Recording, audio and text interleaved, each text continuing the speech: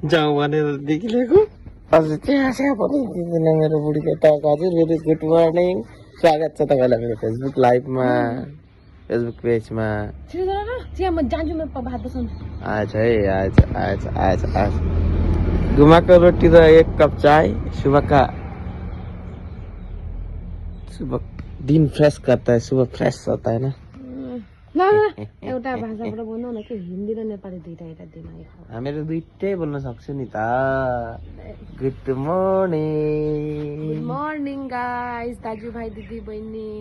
हाम्रो यहाँ एउटा गाछ छ के, इच एन्ड एभ्रीवान। के गाछ भन्छ बुढीहरूलाई? गाछ मैले जानेको त आँकको पत्ता भन्छ। आँकको पत्ता भन्छ। यहाँ न हाम्रो एउटा औषधि गाछ छ, यसको पत्ता हेर्नु न कस्तो पोचेर झर्दैछ। यसै मैले भनेको पोचेर भएन, बुढो भएर अरे धरो त यसको म उयो चाहिँ दिन्छु तिमीलाई। यसलाई पोचेर भन्छ पग्ला, पाकेर झरेको नि।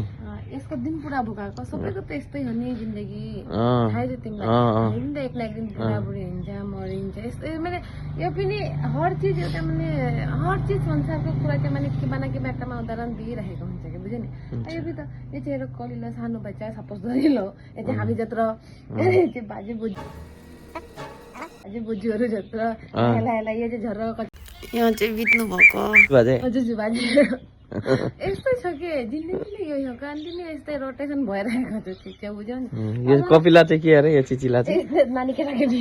अनि यो चाहिँ हामीहरू होइन, यो चाहिँ होइन, यो चाहिँ हामीहरू हो, यो चाहिँ हाम्रो दाजुहरू हो।